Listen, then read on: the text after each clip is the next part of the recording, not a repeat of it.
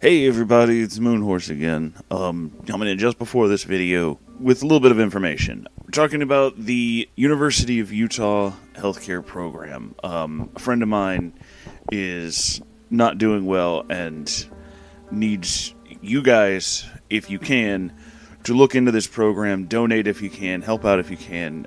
They're looking for, donations, people who can do live kidney transplants, the whole thing. This is a very good cause, and it's very, very important. So if you guys have anything you can do to help, or any way that you can help at all, please do. It would mean a lot to me. It would mean a lot to everybody. It's not just me. It's about everybody. Everybody's in this together, so we should all put together to actually do something.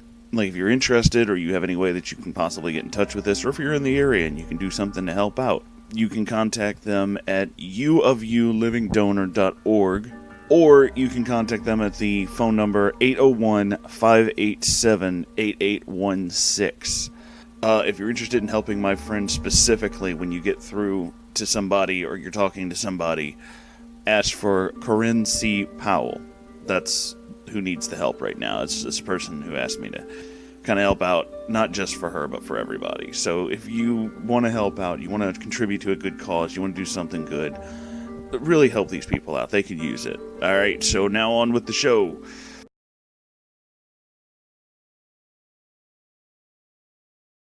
Welcome back, you guys. Last time we were reading Mela's part of this story, and there was a transcript of a conversation on AOL Instant Messenger between her and a friend regarding these crazy people she lived with, and we're going to read that, and then we'll get back into the emails.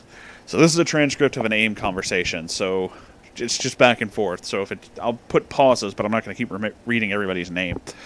So it's back and forth, and if it's multiple times, I will say that. Mela, one of the reasons why I couldn't live with them anymore is because they started getting abusive. Would you like me to tell you what happened so you can compare stories? I have witnesses. Friend, sure. Jen and I were having a verbal argument about something. I think it was money. I can't remember for sure. But Jen was standing like 7 to 10 feet away from me in the kitchen. Apparently, she thought I was being irrational and moving my hands up and down too much. That's what she told me later. So she walked up to me and slapped me. She said it was to calm me down, but I felt attacked, so I put up my arms and held her away. Then Jen just started punching me, and someone grabbed my hair and dragged me to the ground, and Jen and Anna were hitting me, mostly in the face, and pulling my hair up and down. And in doing so, pulled the back of my head into the floor. Good God. I had a hold of someone's hair because it came into my range, and was kicking and biting anything I could, hoping to get them off of me, but both of them sat on me, and Jen started choking me, and I blacked out. Not from her choking, but because she wasn't doing a good job of that, but because she hit my head on the floor too much. And when I came to, Jen was ranting about how she and Anna were leaving, and how she was going to call the Meadows on me, and if I didn't get up right now, but I couldn't because I couldn't move, I could hear everything but not move. She called my parents and said I had gone crazy. They almost left. In fact, now I wish they had. Oh, I remember what the fight was about. Jenna decided that I was behaving badly and that no one in the house should talk to me. So everyone went on silence from me. They all pretended I wasn't there. So I took out a dry erase marker and wrote something along the lines of, "Am I going crazy? Will someone please talk to me?" on the wall. And Jen threw a fit saying I was destroying her house when the house is mine to begin with. Also, it's dry erase marker, it wipes off. We even had a special cleaner specifically for that. But yeah, that's what happened. The Meadows? Local psychiatric place. Oh, yeah, insane asylum. Give me a minute, I'm digesting all this, okay? Me and Jen are going to have a talk, just damn. Damn? The whole thing.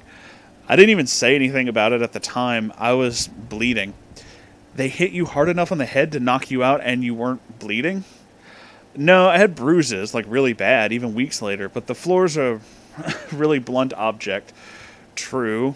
So, do you want to hear the story about the bleeding? Yeah. Now, in order for much of this to make sense, you have to understand a few things about how I felt how I work when I feel threatened. I'm guessing not peaceably. Not really. I have a tendency to berserk. Someone else fronts and I start fighting and I just don't stop. But if it's someone else fronting, wouldn't that cease to be you in the I sense? I admit to bad understanding of the whole multiple system thing. I've gotten much better at this and coming back, but still, I've told all of them that, oh, this is a, what do you call it, otherkin multiple personality thing. So I've told them that if there's someone yelling or we're in a big fight, don't touch me, don't hit me, don't slap me. I'm really flighty. Okay.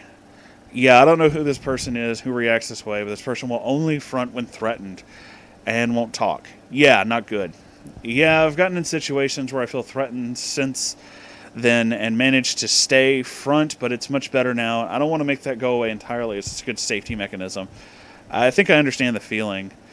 When this person fronts, I don't react to pain. Nothing short of several people sitting on me will restrain me. The joys of a good adrenaline rush, too. This person used to make me forget what happened when they fronted, but now I remember most of it. Okay? This is very different than when I say I blacked out and they hit my head on the floor. When I blacked out, I lay there motionless the whole time, as opposed to fighting and not remembering. Right, this is not being in control, but still moving. I was in the living room, or as we called it then, the library. Jen was on the computer, and Anna was sitting behind her and between us, and we were talking about something all calm, and I turned a little to the left and saw something that made me really happy. I had found my favorite pencil. The pencil had been missing for over a year. It was just sitting on the table. Jen interrupted me. Mine, it's mine. Her tone of voice was horrible. She was literally seeping hatred, and I was shocked. Whoa. She was like, give it here. Give it to me now. And I was like, dude, it's my pencil. And she's like, I bought it last week. Give it to me now. She could have bought the same kind of pencil last week. I was thinking about how we were short on the mortgage that month. Like, we're probably $200 or $300 short on the mortgage and hadn't paid any of the other bills yet that month. That month. Later on, I found out that Jen went out and spent $40 in office supplies to satisfy her syndrome, but either way, I was kind of upset. Much more about how she was yelling at me than about the pencil, than in how it was my favorite, and she'd held out her hand and I couldn't reach to give it to her, so I just tossed it to her. You know, not hard. It was an underhand, and it would have landed on her chest if she hadn't moved out of the way and stood up. She reached down and picked the pencil up and hurled it at me, and then threw the entire pencil box at my head. It hit me pretty hard. Then she just lunged at me. Whoa, shit. Anna was in the way, and Anna stopped her and held her back for about 30 seconds. I was freaking out by then. Yeah, I could imagine. Jen kind of calmed down. That's good. She'd been yelling about how I had thrown it at her eye, which I did not throw it higher than I'd intended because I was all adrenaline and scared, but nowhere near her head. Perceptions can be tricky, and depth perception sometimes hard, I guess. I kept saying, like, I'm sorry, I didn't mean to from the beginning. Yeah, fair enough. So Anna gets done holding Jim back, and she turns around and just slugs me in the face. That's a turnaround. And I tried to push her out of range, but she weighs like 210, 220, and at the time I weighed like maybe 130. She's way out of your weight class. Yeah, way out of my weight class. So she starts hitting me in the face, and I grabbed a hold of her hair, and she took me down to the floor. Well, I'm laying there under her, and she just keeps hitting me in the face, and I'm kicking anything I can see and biting at anything that's in reach. And all the while she's hitting me in the head and the face and pinning me to the ground, and I could feel the berserker mode kind of under my skin, and I was fighting hard not to bite chunks out of her, so she hits me just wrong and catches me with her ring in my eye socket, and it starts gushing. A little wound, but there was blood everywhere, and it's kind of deep, so Renee's like, okay, there's blood, you need to stop.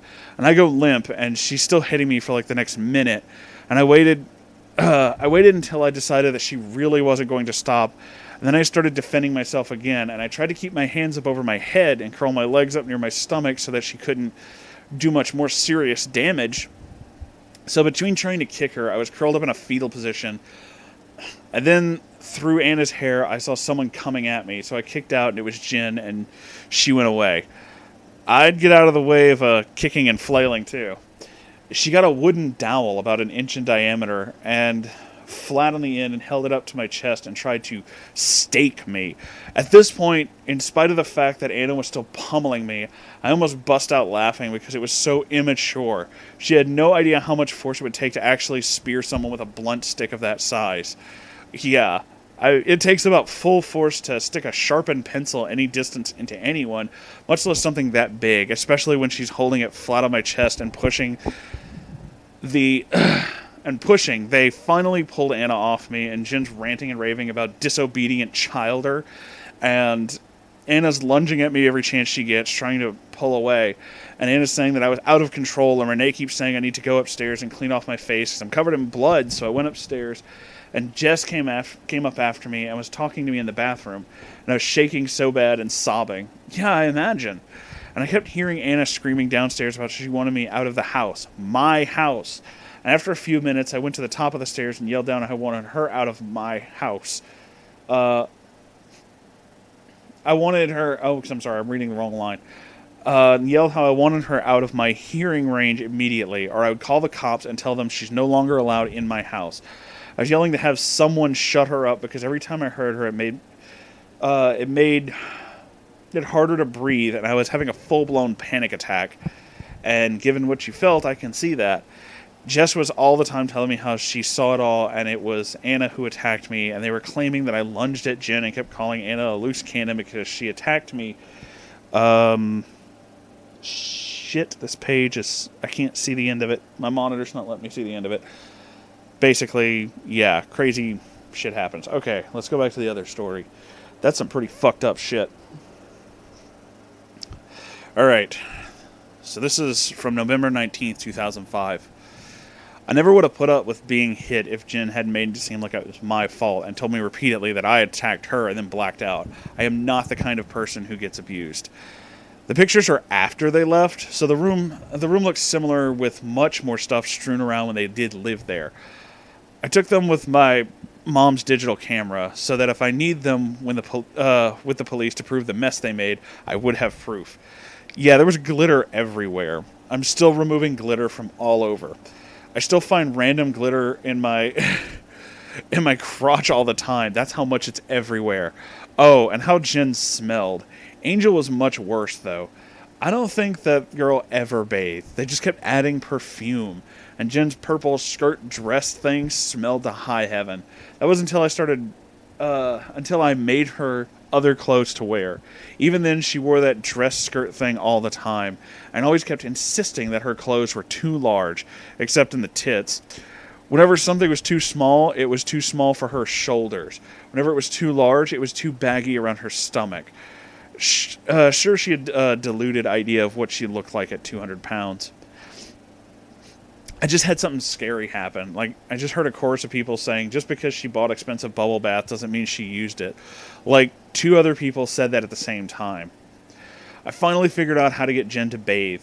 I would tell her that she smelled like vampire, and she would go shower so that no one would know. I think it was pretty genius. The purple thing finally wore far beyond repair, and I had to replace it, but all the pattern panels of it. Renee took the old velvet and used it as an altar cloth, but oops, she left it here when she moved out. I used a piece of it to make Jen the voodoo doll. Quote-unquote, Jen has been baking in the sun for over a month. Jen will soon be going down to spend some time in the haunted basement. Did I mention I'm a bitch? I think it's pretty justified. It's kind of late, and my girlfriend wants me to go to bed, but I'm normally up till near dawn. I'm a stripper, and I work good nights only. Oh, that's another thing. How Jen pressured me into being a stripper. How Jen thought she looked good enough to dance. I had a good job working for a bank, but that wasn't good enough for Jen, and I wasn't making enough money, even though I was making more money than she was being given. So they pressured me into being a stripper. It ended up being a good thing. I kind of love this job, but still, you don't pressure your friends into working in the sex industry unless you work in the sex industry. Wow. That was some shit, guys. So that's the end of this part. I'm going to read the next one after, just come back. God damn. I still can't get over that. Wow.